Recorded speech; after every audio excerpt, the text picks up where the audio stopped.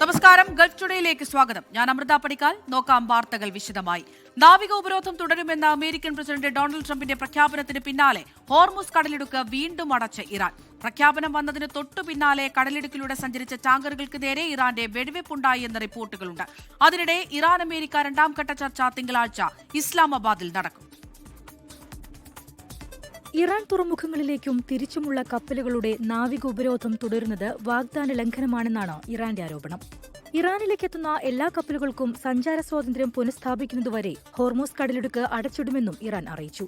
ഇരു രാജ്യങ്ങളും കരാറിന് അടുത്തെത്തിയെന്നും ഇനിയൊരിക്കലും ഹോർമൂസ് കടലിടുക്ക് അടയ്ക്കില്ലെന്ന് ഇറാൻ ഉറപ്പു നൽകിയെന്നും അമേരിക്കൻ പ്രസിഡന്റ് ഡൊണാൾഡ് ട്രംപ് അവകാശപ്പെട്ടതിനു പിന്നാലെയാണ് ഇറാന്റെ നീക്കം.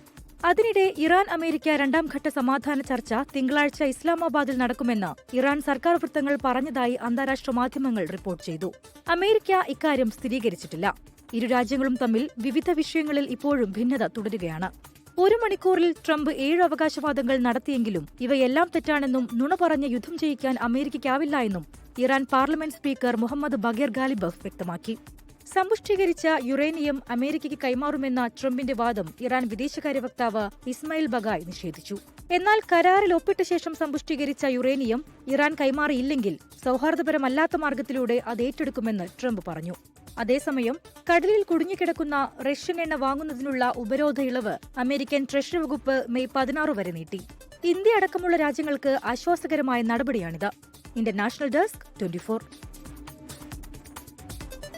ഹോർമുസ് കടലിടുക്കിൽ ഇന്ത്യൻ കപ്പലുകൾക്ക് നേരെ നടന്ന ആക്രമണത്തിൽ ശക്തമായ പ്രതിഷേധം അറിയിച്ച് വിദേശകാര്യ മന്ത്രാലയം. ഇന്ത്യയിലെ ഇറാൻ പ്രതിനിധിയെ വിളിച്ചുവരുത്തി അതൃപ്തി രേഖപ്പെടുത്തി. ഇന്ത്യയ്ക്ക് സുരക്ഷിതമായ പാത ഒരുക്കണമെന്ന മുന്നറിയിപ്പും ഇറാന് വിദേശകാര്യ മന്ത്രാലയം നൽകി. വിദേശകാര്യ മന്ത്രാലയം പുറത്തിറക്കിയ വാർത്താക്കുറിപ്പിലാണ് ഇന്ത്യൻ കപ്പലുകളായ ജഗ് അർണബ്, സൽമാർ ഹെറാൾഡ് എന്നിവയ്ക്കെതിരെ നടന്ന ആക്രമണം സ്ഥിരീകരിച്ചത്. ഇറാഖിൽ നിന്നുള്ള അസംസ്കൃത എണ്ണയായിരുന്നു 2 കപ്പലുകളിലും ഉണ്ടായിരുന്നത്. പ്രതിഷേധം രേഖപ്പെടുത്താൻ ഇറാൻ അംബാസഡർ ഡോക്ടർ മുഹമ്മദ് ഫത്താലിയെ വിദേശകാര്യ സെക്രട്ടറി വിക്രം മിശ്രി വിളിച്ചുവരുത്തി. കപ്പലുകൾക്ക് നേരെ നടന്ന ആക്രമണത്തിൽ ഇന്ത്യ ആശങ്ക രേഖപ്പെടുത്തി. ഇന്ത്യൻ കപ്പലുകൾക്ക് നേരത്തെ നൽകിയിരുന്നതുപോലെ സുരക്ഷിതമായ പാത ഉറപ്പാക്കണമെന്ന് ഇറാന് മുന്നറിയിപ്പും നൽകി.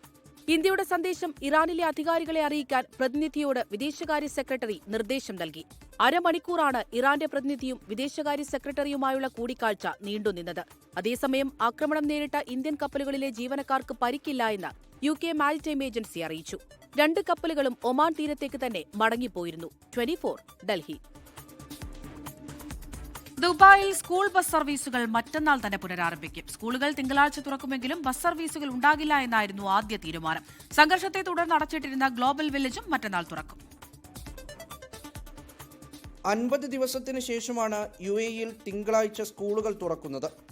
മതിയായ സുരക്ഷാ ക്രമീകരണങ്ങൾ ഉറപ്പുവരുത്തി പരിശോധനയും നടത്തിയ ശേഷമാണ് ഓൺലൈൻ പഠനത്തിൽ നിന്ന് ക്ലാസ് മുറികളിലേക്ക് വിദ്യാർത്ഥികളെ എത്തിക്കുന്നത്. ഇതിനിടയിൽ സ്കൂൾ ബസ് സർവീസുകൾ ഉടൻ ഉണ്ടാകില്ലെന്നായിരുന്നു ആദ്യത്തെ തീരുമാനം. എന്നാൽ ബസ് സർവീസുകൾ മറ്റന്നാൾ മുതൽ ലഭ്യമാക്കുമെന്ന് വിദ്യാഭ്യാസ വകുപ്പ് വ്യക്തമാക്കി. National emergency and crisis management സംഘം വിദ്യാഭ്യാസ വകുപ്പുമായി ചേർന്ന് നടത്തിയ പരിശോധനയ്ക്ക് ശേഷമാണ് ബസ് സർവീസുകൾ നടത്താൻ തീരുമാനിച്ചത്. ഇത് രക്ഷിതാക്കളെ അറിയിച്ചിട്ടുണ്ട്. സുരക്ഷാ ക്രമീകരണങ്ങളുടെ ഭാഗമായി സ്കൂളുകളിൽ പരിശോധന തുടരുകയാണ്. സാധാരണ ഇപ്പോൾ ഫയർ സേഫ്റ്റി പ്രൊസീജിയർ എന്ന് പറയുമ്പോൾ നമ്മളത് ഡ്രില്ല് ചെയ്യുമ്പോൾ കുട്ടികളെ നമ്മൾ പുറത്തേക്ക് കൊണ്ടുപോകാൻ ചെയ്യും. പക്ഷെ ഇത് നേരെ വിപരീതം. ഇത് ഇങ്ങനെ ഒരു ഇഷ്യൂ ഉണ്ടായി കഴിഞ്ഞ് കഴിഞ്ഞാൽ കുട്ടികളെ ബിൽഡിങ്ങിന്റെ ഉള്ളിൽ എങ്ങനെ പ്രൊട്ടക്ട് ചെയ്യാൻ പറ്റും. അപ്പൊ ഇതിന്റെ സേഫ്റ്റി പ്രൊസീജിയർ രണ്ടും ഡിഫറെൻ്റാണ്. അപ്പൊ ഇതിനുള്ള ഡ്രില്ല് വർക്കും ഇതിനുള്ള പ്ലാനിങ്ങും പോളിസി ആൻഡ് പ്രൊസീജിയേഴ്സ് ഇതെല്ലാം സ്കൂളുകളിൽ റെഡിയാണോ എന്നുള്ളത് അവർ വെരിഫൈ ചെയ്യും. KHDA വെരിഫൈ ചെയ്യും. സംഘർഷത്തെ തുടർന്ന് അടച്ചിട്ടിരുന്ന ദുബായ് ഗ്ലോബൽ വില്ലേജ് തിങ്കളാഴ്ച തുറക്കും. വൈകിട്ട് 5 മണി മുതലാകും പ്രവേശനം. ഫെബ്രുവരി 28-നായിരുന്നു ഗ്ലോബൽ വില്ലേജ് അടച്ചത്. 24 ദുബായ്. ഈ വർഷത്തെ ഹജ്ജ് കർമ്മങ്ങൾക്കായി ഇന്ത്യയിൽ നിന്നുള്ള തീർത്ഥാടകർ സൗദിയിലെത്തി തുടങ്ങി. മദീനയിൽ ഹൃദ്യമായ വരവേൽപ്പാണ് തീർത്ഥാടകർക്ക് ലഭിച്ചത്. 10 വിമാനങ്ങളിലായി 2800-ലേറെ തീർത്ഥാടകരാണ് ഇന്ന് മാത്രം ഇന്ത്യയിൽ നിന്ന് മദീനയിലെത്തിയത്. മദീനയിൽ നിന്ന് ജലീൽ കണ്ണമംഗലം തയ്യാറാക്കിയ റിപ്പോർട്ട് കാണാം. ഇസ്ലാമിക ചരിത്രത്തിൽ ഏറെ പ്രാധാന്യമുള്ള ഒരു പള്ളിയാണ് എനിക്ക് പിന്നിലുള്ളത്, മദീനയിലെ മസ്ജിദുൽ ഖുബ. മക്കയിൽ നിന്ന് മദീനയിലേക്ക് പ്രവാചകൻ മുഹമ്മദ് നബി പലായനം ചെയ്തപ്പോൾ ഹിജ്റ വന്നപ്പോൾ ആദ്യമായി ഇറങ്ങിയ സ്ഥലത്താണ് ഈ പള്ളി നിർമ്മിച്ചിട്ടുള്ളത്. അതോടൊപ്പം തന്നെ ഇസ്ലാമിലെ ആദ്യത്തെ പള്ളിയായാണ് ഇത് അറിയപ്പെടുന്നത്. ഹജ്ജ് തീർത്ഥാടകരെല്ലാം ഇവിടെ സന്ദർശിക്കാറുണ്ട്. ഏതായാലും ഇത്തവണത്തെ ഹജ്ജ് കർമ്മങ്ങൾ ആരംഭിക്കുന്നത് മെയ് അവസാന വാരമാണ്. ഇന്ത്യയിൽ നിന്നുള്ള തീർത്ഥാടകർ ഉൾപ്പെടെ ലോകത്തിന്റെ പല ഭാഗത്തു നിന്നുള്ള തീർത്ഥാടകർ ഇന്നു മുതൽ സൗദിയിൽ എത്തിക്കൊണ്ടിരിക്കുകയാണ്. ഇന്ത്യയിൽ നിന്നുള്ള ആദ്യത്തെ ഹജ്ജ് സംഘം ഇന്ന് മദീനയിലെത്തി. മുംബൈയിൽ നിന്നുള്ള ആദ്യ ഹജ്ജ് വിമാനത്തിൽ 400ഓളം തീർത്ഥാടകരാണ് ഉണ്ടായിരുന്നത്. മദീന വിമാനത്താവളത്തിൽ ഇന്ത്യൻ അംബാസഡറും കോൺസൽ ജനറലും ഹജ്ജ് ഉംറ മന്ത്രാലയം പ്രതിനിധികളും ഉൾപ്പെടെയുള്ളവർ ഹൃദ്യമായ സ്വീകരണമാണ് തീർത്ഥാടകർക്ക് ലഭിച്ചത്. It was nice experience. The welcoming was very good and the journey was very hassle free. We loved it, we enjoyed it. My family members also there. It was very helpful and all the people here were very well welcoming. Stepping on this city is very blissful since it's the city of Prophet Muhammad sallallahu alaihi wasallam. We are awaiting to continue our Hajj procession from now on. Arriving in this airport was very smooth and it was far better than what we experienced in other airports. ഈ 5 embarkation പോയിന്റുകളിൽ നിന്നായി 10 വിമാനങ്ങളാണ് ഇന്ന് മദീനയിൽ എത്തിയത്. ഏതാണ്ട് 2800ഓളം തീർത്ഥാടകരാണ് ഇന്ന് മാത്രം മദീനയിൽ എത്തിയത്. ഈ തീർത്ഥാടകർ 8 ദിവസത്തെ സന്ദർശനം കഴിഞ്ഞതിന് ശേഷം മക്കയിലേക്ക് പോകും. ഹജ്ജ് കർമ്മങ്ങൾ അവസാനിച്ചതിന് ശേഷം ഈ തീർത്ഥാടകർ ജിദ്ദയിൽ നിന്നായിരിക്കും നാട്ടിലേക്ക് മടങ്ങുക. കേരളത്തിൽ നിന്നുള്ള ഹജ്ജ് തീർത്ഥാടകരുടെ വരവ് ആരംഭിക്കുന്നത് ഏപ്രിൽ 30-നാണ്. അവർ ജിദ്ദയിലാണ് വിമാനം ഇറങ്ങുന്നത്. ഹജ്ജ് കർമ്മങ്ങൾ അവസാനിച്ചതിന് ശേഷമാണ് അവർ മദീന സന്ദർശിക്കുക. മദീനയിൽ നിന്നായിരിക്കും ഇവർ നാട്ടിലേക്ക് മടങ്ങുക. 1.25 ലക്ഷത്തോളം തീർത്ഥാടകരാണ് ഇത്തവണ ഇന്ത്യയിൽ നിന്നും ഹജ്ജ് നിർവഹിക്കുന്നത്. അതിൽ 1,22,000-ഓളം തീർത്ഥാടകർ ഹജ്ജ് കമ്മിറ്റി വഴിയാണ് ഹജ്ജ് നിർവഹിക്കുക. ബാക്കിയുള്ളവർ സ്വകാര്യ ഗ്രൂപ്പുകൾ വഴി ഹജ്ജ് നിർവഹിക്കും. സ്വകാര്യ ഗ്രൂപ്പുകൾ വഴിയുള്ള ഹജ്ജ് തീർത്ഥാടകരും ഇന്ന് സൗദിയിൽ എത്തിത്തുടങ്ങി. ജിദ്ദയിലാണ് ഇവർ ആദ്യം ഇറങ്ങിയത്. 40 മുതൽ 45 ദിവസം വരെയാണ് ഇന്ത്യയിൽ നിന്നുള്ള തീർത്ഥാടകർ ഈ സൗദിയിൽ ഹജ്ജിന്റെ ഭാഗമായി കഴിയുക. അതോടൊപ്പം തന്നെ ഷോർട്ട് ടൈം ഹജ്ജ് പാക്കേജും ഇത്തവണ ഇന്ത്യൻ ഹജ്ജ് കമ്മിറ്റി പരിചയപ്പെടുത്തുന്നുണ്ട്. മക്കയിലും മദീനയിലും മീനായിലും അറഫയിലും ഉൾപ്പെടെ എല്ലാ സ്ഥലങ്ങളിലും വളരെ വിപുലമായ സൗകര്യങ്ങളാണ് ഇന്ത്യയിൽ നിന്നുള്ള തീർത്ഥാടകർക്കായി ഇന്ത്യൻ ഹജ്ജ് മിഷൻ ഒരുക്കിയിരിക്കുന്നത്. മദീനയിൽ നിന്നും ജലീൽ കണ്ണമംഗലം, 24. മറ്റു വാർത്തകളിലേക്ക്. വനിതാ സംവരണ നിയമ ഭേദഗതി ബില്ല് ലോക്സഭയിൽ പരാജയപ്പെട്ടതിൽ പ്രതിപക്ഷത്തിനെതിരെ അതിരൂക്ഷ വിമർശനവുമായി പ്രധാനമന്ത്രി നരേന്ദ്രമോദി. നാരീശക്തിക്ക് പ്രതിപക്ഷം തടയിട്ടു. നാരീശക്തിയുടെ സ്വപ്നങ്ങൾ തകർത്തതിൽ അമ്മമാരോടും സഹോദരിമാരോടും ക്ഷമ ചോദിക്കുന്നുവെന്നും രാജ്യത്തെ അഭിസംബോധന ചെയ്ത് പ്രധാനമന്ത്രി പറഞ്ഞു. കോൺഗ്രസ്, DMK ഉൾപ്പെടെയുള്ള പാർട്ടികളുടെ സ്വാർത്ഥതയാണ് വനിതാ ബില്ലിനെ പരാജയപ്പെടുത്തിയത്. ബില്ല് പരാജയപ്പെട്ടതിന് പിന്നാലെ കുടുംബാധിപത്യ പാർട്ടികൾ ആഘോഷിച്ചുവെന്നും പ്രധാനമന്ത്രിയുടെ വിമർശനം. नारी शक्ति बंधन अधिनियम में संशोधन नहीं हो पाया और मैं इसके लिए सभी माताओं बहनों उनसे मैं क्षमा प्रार्थी हूं. कांग्रेस, DMK, TMC और समाजवादी पार्टी जैसे दलों की स्वार्थी राजनीति का नुकसान देश की नारी शक्ति को उठाना पड़ा है. जो पाप विपक्ष ने किया है इसकी उन्हें सजा जरूर मिलेगी. इन्हें डर है अगर महिलाएं सशक्त हो गई तो इन परिवारवादी पार्टियों का नेतृत्व खतरे में पड़ जाएगा. വനിതാ സംവരണ നിയമ ഭേദഗതിയിലെ വിമർശനത്തിൽ പ്രധാനമന്ത്രി നരേന്ദ്രമോദിക്ക് മറുപടിയുമായി പ്രതിപക്ഷ പാർട്ടികൾ. സ്ത്രീകളെ മറയാക്കുന്നത് അപമാനകരമെന്ന് TMC നേതാവ് ഡെറിക് ഒബ്രിയാൻ കുറ്റപ്പെടുത്തി. കേന്ദ്രത്തിന്റെ വഞ്ചനാപരമായ ശ്രമങ്ങൾക്കായിരുന്നു പ്രധാനമന്ത്രി ക്ഷമ ചോദിക്കേണ്ടതെന്ന് കോൺഗ്രസ് നേതാവ് ജയറാം രമേശ് വിമർശിച്ചു. തെരഞ്ഞെടുപ്പ് നടക്കുന്ന സംസ്ഥാനങ്ങളിലെ മാതൃകാ പെരുമാറ്റച്ചട്ടങ്ങളുടെ നഗ്നമായ ദുരുപയോഗമാണിതെന്ന് CPI നേതാവ് P. സന്തോഷ് കുമാർ പ്രതികരിച്ചു. മുണ്ടക്കൈ ചൂരൽമല ദുരിതബാധിതർക്കായി നൽകിയ വീടുകളിൽ വിള്ളലില്ല എന്ന മന്ത്രി കെ രാജന്റെ വാദം തള്ളി വീട്ടുടമ KT നൌഫൽ രംഗത്ത്. ഉദ്യോഗസ്ഥർ മാർക്ക് ചെയ്ത വിള്ളൽ മന്ത്രി മായ്ച്ചുവെന്നും വീട്ടുടമ എന്ന നിലയിൽ തന്നോടൊന്നും ചോദിച്ചില്ല എന്നും നൌഫൽ പറഞ്ഞു. വീട്ടിലുള്ളത് വിള്ളലല്ലെന്നും കിനിവാണ് എന്നുമായിരുന്നു പരിശോധനയ്ക്ക് ശേഷം മന്ത്രി കെ രാജൻ പറഞ്ഞത്. ടൌൺഷിപ്പിനെ സർക്കാർ രാഷ്ട്രീയമായി ദുരുപയോഗം ചെയ്തുവെന്ന് യൂത്ത് കോൺഗ്രസ് സംസ്ഥാന അധ്യക്ഷൻ OJ ജനീഷ് കുറ്റപ്പെടുത്തി.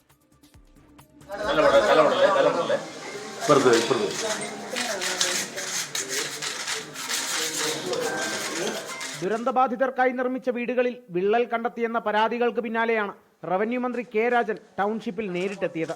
വീട്ടിലേത് വിള്ളലല്ലെന്നും കിനിവാണെന്നുമാണ് മന്ത്രിയുടെ വിശദീകരണം. ഒരു വീട് പൂർത്തിയായാൽ വീട് പൂർത്തിയായ വഴിക്ക് വീട് കൊടുക്കാൻ പറ്റില്ല.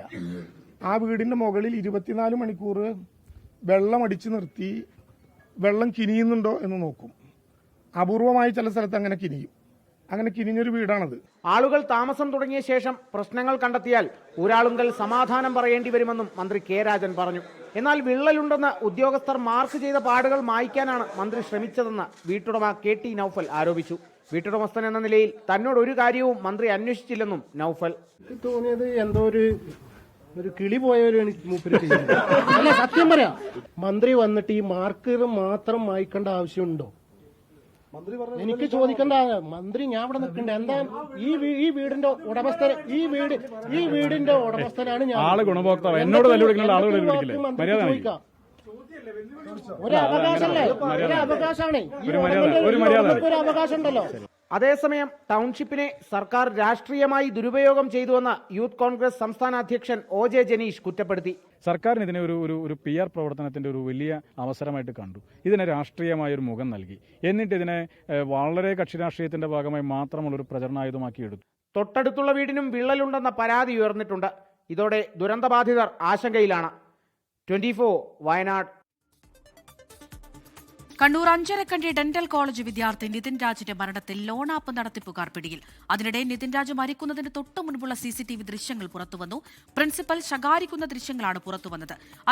അഞ്ചരക്കണ്ടി ഡെന്റൽ കോളേജിൽ ഡോക്ടർ റാമിനൊപ്പം ആരോപണ വിധേയനായ അധ്യാപകനടക്കം 7 പേർ രാജിവെച്ചു. അന്വേഷണത്തിൽ തൃപ്തരല്ലെന്നും കേസ് വഴിതിരിച്ചുവിടാനുള്ള ശ്രമങ്ങൾ നടക്കുന്നതായും നിതിൻ രാജിന്റെ കുടുംബം ആരോപിച്ചു. അഞ്ചരക്കണ്ടി ഡെന്റൽ കോളേജ് BDS വിദ്യാർത്ഥി നിതിൻ രാജിനെ ഭീഷണിപ്പെടുത്തിയ ലോൺ ആപ്പ് നടത്തിപ്പുകാരെ നോയിഡയിൽ നിന്നാണ് Kannur city cyber crime police പിടികൂടിയത്. ഈ വർഷം ജനുവരിയിൽ വാങ്ങിയ 15,000 രൂപ തിരിച്ചടയ്ക്കണമെന്നാവശ്യപ്പെട്ടായിരുന്നു ഇൻസ്റ്റന്റ് ഫണ്ട്സ് എന്ന ലോൺ ആപ്പ് നിതിനെ ഭീഷണിപ്പെടുത്തിയത്. ഉത്തർപ്രദേശ് ഗാസിയാബാദ് സ്വദേശി ഋഷികേഷ് തിവാരി, പ്രശാന്ത് ഗേവൽ, ഹരിയാന ഫരീദാബാദ് സ്വദേശി പ്രകാശ് ജയ് എന്നിവരാണ് പിടിയിലായത്. സിം ബോക്സുകളും സിം കാർഡുകളും പോലീസ് കസ്റ്റഡിയിലെടുത്തു. കോടതിയിൽ ഹാജരാക്കിയ പ്രതികളെ റിമാൻഡ് ചെയ്തു. അതിനിടെ നിതിൻ രാജ് മരിക്കുന്നതിന് തൊട്ടുമുൻപുള്ള CCTV ദൃശ്യങ്ങളും പുറത്തുവന്നു. ലോൺ ആപ്പുമായി ബന്ധപ്പെട്ട് നിതിൻ രാജിനെ പ്രിൻസിപ്പലിന്റെ മുറിയിലേക്ക് വിളിച്ചപ്പോഴുള്ള ദൃശ്യങ്ങളാണ് പുറത്തുവന്നത്.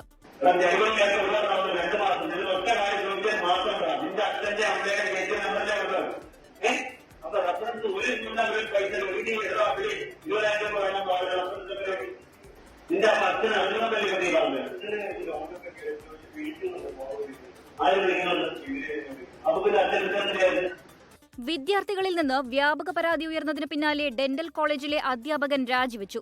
ഓർത്തോഡെന്റിക്സ് വകുപ്പ് മേധാവി ഡോക്ടർ ഹാഷിം അലി ഉൾപ്പെടെ 7 പേരാണ് രാജിക്കത്ത് നൽകിയത്. എന്നാൽ മാനേജ്മെന്റ് രാജിക്കത്ത് സ്വീകരിച്ചില്ല. അതേസമയം കേസ് വഴിതിരിച്ചുവിടാനുള്ള ശ്രമം നടക്കുന്നതായി കുടുംബം ആരോപിച്ചു. അവർ കേസ് അട്ടിമറിക്കാൻ തന്നെയാണ് ഉദ്ദേശം. പ്രതികളെയൊക്കെ സംരക്ഷിച്ചുകൊണ്ട് പോകാൻ തന്നെയാണ് അവർ നോക്കുന്നത്. ഇനിയിപ്പോൾ അതിനിപ്പോൾ സപ്പോർട്ട് ചെയ്യുന്ന രീതിയിലാണ് ഇനിയിപ്പോൾ ഈ വിഷ്വൽസ് വന്നിരിക്കുന്നത്. റാമില്ല എന്ന് വ്യക്തമാക്കാനാണ്. അവിടെ നടന്നിരിക്കുന്ന സംഭാഷണങ്ങൾ വ്യക്തതയോടുകൂടി ഞങ്ങൾക്ക് അറിയണം എന്താ കാര്യങ്ങൾ നടന്നിരിക്കുന്നതെന്നുള്ളത്. നിതിന്റെ സഹപാഠികളായ 31 വിദ്യാർത്ഥികൾ തിരുവനന്തപുരത്തെ വീട്ടിലെത്തി കുടുംബത്തെ കണ്ടു.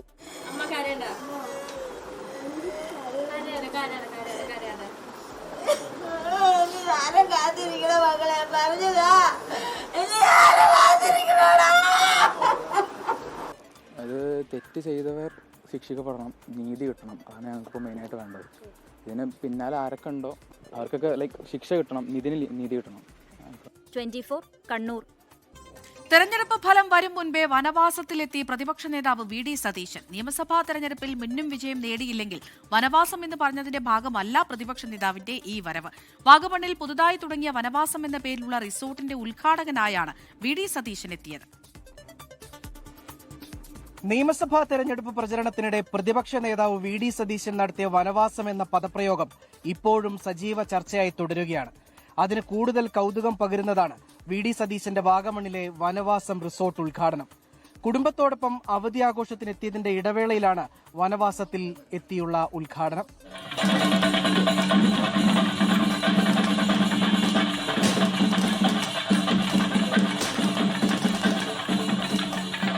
സോഷ്യൽ മീഡിയ ട്രോളുകളിലെല്ലാം വനവാസമാണ് നിറഞ്ഞിരിക്കുന്നതെങ്കിലും പ്രതിപക്ഷ നേതാവിനെ അതൊന്നും തെല്ലും ബാധിച്ചിട്ടില്ല.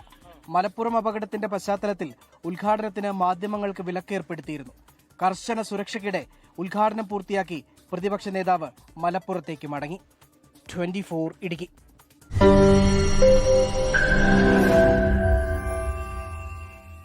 ലോകത്തെവിടെയായാലും ഏത് സമയത്തും 24 വാർത്തകളും ഓഗ്മെന്റഡ് റിയാലിറ്റി പാക്കേജുകളും എക്സ്പ്ലെയിനറുകളും വിശദമായി കാണാൻ ഞങ്ങളുടെ യൂട്യൂബ് ചാനൽ നിങ്ങൾക്ക് സബ്സ്ക്രൈബ് ചെയ്യാം.